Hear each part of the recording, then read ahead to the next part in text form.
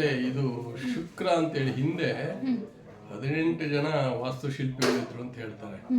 ಅದರಲ್ಲಿ ಶುಕ್ರನೂ ಬಹಳ ಪ್ರಮುಖವಾದವರು. ಆ ಶುಕ್ರ ನೀತಿ ಬಗ್ಗೆ ಹೊನ್ನವಳ್ಳಿ ಕಟ್ಟಿದೆ ಅಂತೇಳಿ. ವೆಲ್ ಪ್ಲಾನ್ಡ್ ಅಂಡ್ ಇಲ್ ಮೈಂಟೈನ್ಡ್ ವಿಲೇಜ್. ಪ್ರತಿ ಮನೆಗೂ ಸುತ್ತನೂ ಕನ್ಸರ್ವೆನ್ಸಿ ಇದೆ. ಹಿಂದ್ಗಡೆ 10 ಅಡಿ ಇದೆ. ಈಗ ಬಿಡಿ ಎಲ್ಲರೂ ಅದನ್ನ ಅವ್ರದೇ ಜಾಗಗಳನ್ನ ಮಾಡ್ಕೊಂಡಿದ್ದಾರೆ.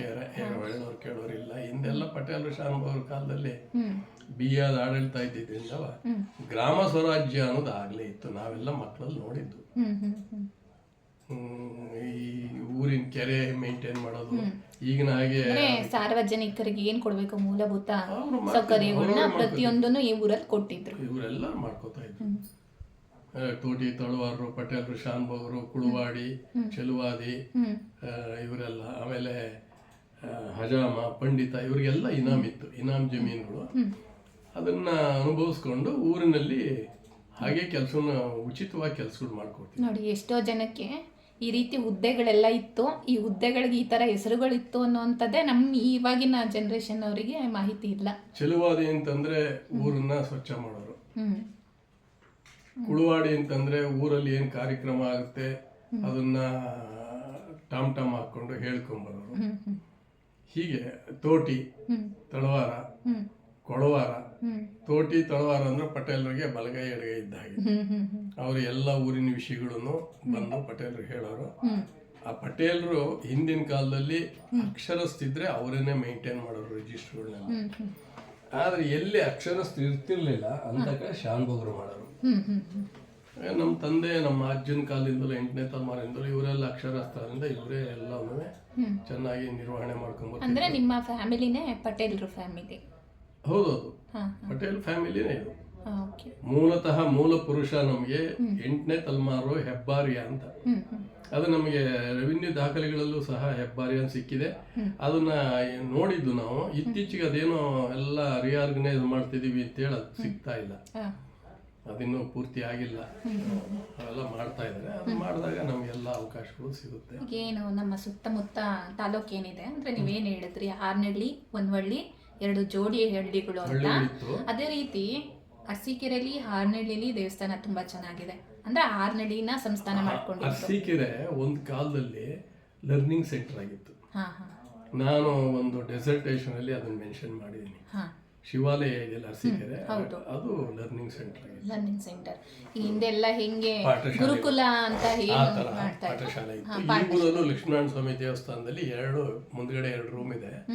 ಅದು ಪಾಠಶಾಲೆ ಅಂತ ಈಗಲೂ ಬೋರ್ಡ್ ಎಲ್ಲ ಇದೆ. ಅಲ್ಲಿ ದೊಡ್ಡ ದೊಡ್ಡ ಬಾಕ್ಲಿದೆ ಆ ಕಡೆ ಕಡೆ. ಅದು ಅಲ್ಲಿ ಪಾಠಶಾಲೆ ಇತ್ತು. ವೇದ ಪಾಠಗಳು ಸಾಮಾನ್ಯ ಜನಗಳಿಗೆಲ್ಲ. ಆಮೇಲೆ ದೇವಸ್ಥಾನದ ಊರಿಂದ ಏನೇ ಚರ್ಚೆಗಳು ನಡೆದ್ರು ಅಲ್ಲಿ ನಡೀತಾ ಇತ್ತು. ಊರಿನ ಕೆಲಸಗಳು ಏನ್ ಮಾಡ್ಬೇಕಾದ್ರು ಪ್ರತಿ ಸೋಮವಾರ ಎಲ್ಲರೂ ಸೇರ್ಕೊಳ್ಳೋರು. ಊರಿನ ಒಟ್ಟಿನ ಕೆಲಸ ಅಂತೇಳಿ ಯಾರು ಏನು ಶುಲ್ಕ ತಗೊಳ್ಳೋದಲ್ಲ. ಊರಿನ ಬಿಟ್ಟಿ ಕೆಲಸ ಅಂತ ಒಟ್ಟಿನ ಕೆಲಸ ಮಾಡೋದು. ಅದೇ ರೀತಿ ಈ ಪಕ್ಕ ಚಿಕ್ಕನಾಯಕನಹಳ್ಳಿಗೆ ಹೋಯ್ತು ಅಂದ್ರೆ ಅಲ್ಲಿ ಹಾಗಲವಾಡಿ ಸಂಸ್ಥಾನಕ್ಕೂ ಹೊನ್ನವಳ್ಳಿ ಸೇರಿತ್ತು. ಹೌದಾ? ಹಾಗಲವಾಡಿ ಸಂಸ್ಥಾನದಲ್ಲಿ ಚಿಕ್ಕನಾಯಕ, ಸಾಲ್ನಾಯಕ ಅಂತ ಇತ್ತು. ಆ ಚಿಕ್ಕನಾಯಕನ ಹೆಸರಲ್ಲಿ ಚಿಕ್ಕನಾಯಕನಹಳ್ಳಿ ಬಂತು.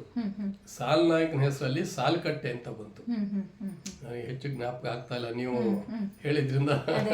ಅಂದ್ರೆ ನಾವು ನಮ್ಮ ಟಿಪ್ಟೂರಲ್ಲೇ ಸುತ್ತಮುತ್ತ ಹಳ್ಳಿಗಳ ಹೆಸರು ಎಲ್ಲ ಟಿಪ್ಟೂರ್ ಹೆಸರುಗಳು ಬದಲಾವಣೆ. ದೊಡ್ಡ ಮಾರಪ್ಪನಹಳ್ಳಿ, ಚಿಕ್ಕ ಮಾರಪ್ಪನಹಳ್ಳಿ, ಅಂದ್ರೆ ಅಲ್ಲೆಲ್ಲ ನಾಯಕರಿದ್ರು ಅಂತ ಆ ಹೆಸರುಗಳು, ಊರಿನ ಹೆಸರುಗಳಲ್ಲಿ ನಮಗೆ ನಾಯಕರು ಫ್ಯಾಮಿಲಿ ಈಗಲೂ ಇದೆ. HD ಪರಶುರಾಮ್ ನಾಯ್ಕ್ ಅಂತ ಹೇಳಿ ಇವರಾಗಿದ್ರು BEO. ಅವರೆಲ್ಲ ಇತ್ತೀಚೆಗೆ ಲಾಸ್ಟ್ ಇಯರ್ ಅವರು ಎಕ್ಸ್ಪೈರ್ ಆದ್ರು. ಅವ್ರ ಫ್ಯಾಮಿಲಿ ಈಗ ಮನೆಗಳು ಇದೆ. ಅವ್ರ ಮನೆಯಲ್ಲಿ ಆ ಕತ್ತಿ ಗುರಾಣಿ ಎಲ್ಲ ಇದೆ. ಒಟ್ನಲ್ಲಿ ಆಗಿನ ಕಾಲದ ಏನೆಲ್ಲ ಸಾಮಗ್ರಿಗಳಿತ್ತು ಅದೆಲ್ಲ ಈಗಲೂ ಕಾಣ್ಲಿಕ್ಕೆ ಸಿಗುತ್ತೆ. ಮನೆಗಳಲ್ಲಿ ಇಟ್ಕೊಂಡಿದ್ದಾರೆ. ನಮ್ಮ ಮನೇಲೂ ಯಾವ್ದೋ ಒಂದು ಕತ್ತಿ ಇದೆ. ಹೇಗ್ ಬಂತು ಅಂತ ಗೊತ್ತಿಲ್ಲ. ಅದು ಬಹುಶಃ ದೇವಸ್ಥಾನಗಳಲ್ಲಿ ವಿಜಯದಶಮಿಗಳಲ್ಲಿ ಇಟ್ಟು ಪೂಜೆ ಮಾಡ್ತಿದ್ರಲ್ಲ, ಹಾಗಾಗಿ ಅದಿದೆ. ಆಮೇಲೆ ಈಗ ಹೊನ್ನವಳ್ಳಿಲಿ ಆಳ್ವಿಕೆ ನಡೀತಿತ್ತು ಅಂತಂದ್ರೆ ಸ್ವಲ್ಪ ಬೇರೆ ಹಳ್ಳಿಗಳಿಗೆಲ್ಲ ಹೋಲಿಸ್ಕೊಂಡ್ರೆ ಇದೊಂದು ಸ್ವಲ್ಪ ಮಹತಿ ಆಗಿತ್ತು. ಮಹತಿ ಅಂದ್ರೆ ಸರ್? ಮಹತಿ ಅಂದ್ರೆ 18, 21 28 ಸಾಲು ಹಳ್ಳಿಗಳು ಸೇರಿ ಒಂದು ಆಡಳಿತ. ಒಂದು ಆಡಳಿತ.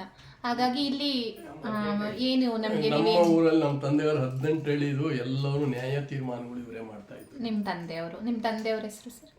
ಪಟೇಲ್ ರಾಮಯ್ಯ ಅಂತ. ಹಾಂ ಸರಿ ಸರ್.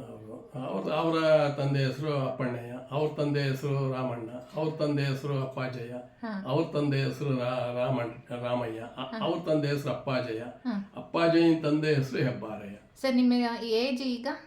ನನಗೆ 81. 81 ಆದ್ರೂ ನಿಮ್ಮ ಮೆಮೊರಿ ಪವರ್ ತುಂಬಾ ಚೆನ್ನಾಗಿದೆ. ಹಿಂದಿನ ಜ್ಞಾಪಕ ಬರುತ್ತೆ. ಈಗ ನಾನು ಏನೋ ಓದ್ತಾ ಇದ್ದೆ ಅಂದ್ರೆ ಈಗ ಅದನ್ನ ಕೇಳಿ ಅಂದ್ರೆ ಏನೋ ನನಗೆ ಜ್ಞಾಪಕ ಇರಲ್ಲ. ಯಾಕೆಂದ್ರೆ ನಮಗೆ ಎಲ್ಲ ರೆಕಾರ್ಡ್ ಇದು ಕ್ಯಾಸೆಟ್ ಬರ್ತೀಯ ಇಲ್ಲೇ ಆಳ್ವಿಕೆ ಇದ್ದಿದ್ರಿಂದ ಇಲ್ಲಿ ಆಲ್ಮೋಸ್ಟ್ ಏನು ನಮ್ಮ ಓದಿಗೆಲ್ಲ ತುಂಬಾ ಚೆನ್ನಾಗಿ ಪ್ರಾಮುಖ್ಯತೆ ಕೊಡೋರು ಅನ್ಸುತ್ತೆ. ಬಟ್ ಇತ್ತೀಚಿನ ಶಿಕ್ಷಣ ನೀತಿಗಳು ಬರಲಿಲ್ಲ.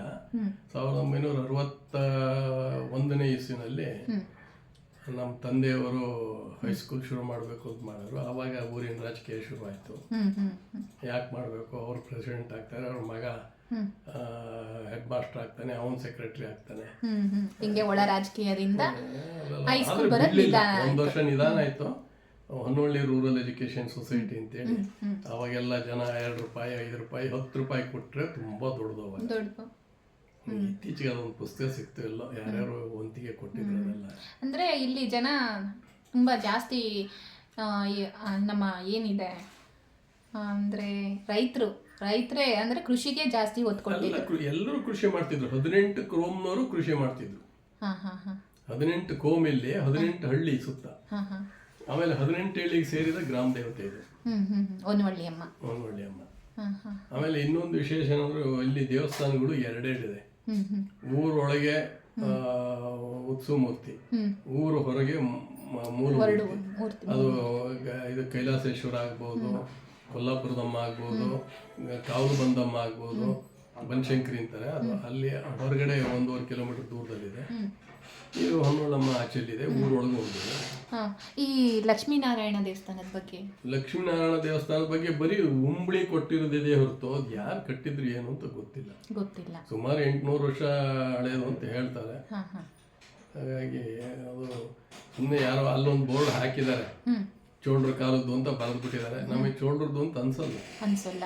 ಯಾಕೆಂದ್ರೆ ಅಷ್ಟಾಕಾರದ ಜಿಗತಿ ಮೇಲೆ ದೇವಸ್ಥಾನ ಇರೋದ್ರಿಂದ ಅದು ನಿಸ್ಸಂದೇಹವಾಗಿ ಹೊಯ್ಸಳರ ಶೈಲಿ. ಮತ್ತೆ ನಮ್ಮ ಭೈರವೇಶ್ವರ ಸ್ವಾಮಿ ದೇವಸ್ಥಾನ, ಅದಕ್ಕೂ ಅಷ್ಟೇನೆ.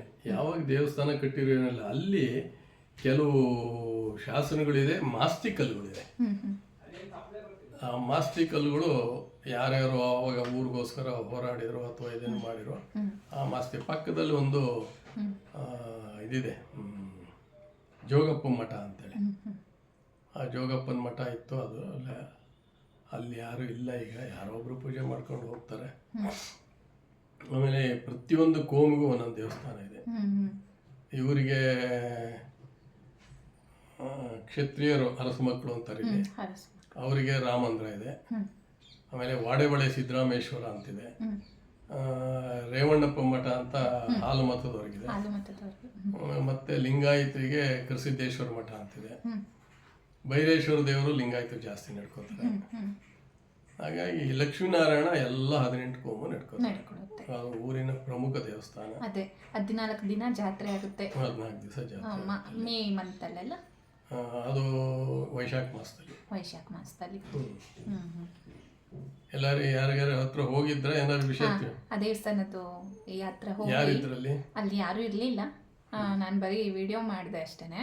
ಮತ್ ನಂತರ ಬರ್ಬೇಕಾದ್ರೆ ಅಂಗಡಿ ಅವರು ನಿಮ್ದು ಅಡ್ರೆಸ್ ಕೊಟ್ರು. ಅಲ್ಲ, ಪಕ್ಕದಲ್ಲೇ ಅವರು ರಾಜಯ್ಯಂಗಾರ್ ಅಂತ ಇದಾರೆ. ಅವ್ರು ಇದ್ದಿದ್ರೆ ನಿಮ್ಗೆ ಬಹಳ ಅಂದ್ರೆ ಅವ್ರ ಮನೆಯವ್ರಿದ್ರು. ಅವ್ರದ್ದು ವಿಡಿಯೋ ತಗೊಂಡೆ ಸ್ವಲ್ಪ. ಅಂದ್ರೆ ನಾವು ಹೆಂಗಸರು, ನಮ್ಗಷ್ಟು ಅದ್ರ ಬಗ್ಗೆ ಮಾಹಿತಿ ಇಲ್ಲ ಅಂತ ಅವ್ರು ಹೇಳಿದ್ರು. ಅಲ್ಲ, ಸರಿ ಇರುತ್ತೆ, ಸ್ವಲ್ಪ ಹಿಂಜರಿಕೆ ಹೌದು ಅಂದ್ರೆ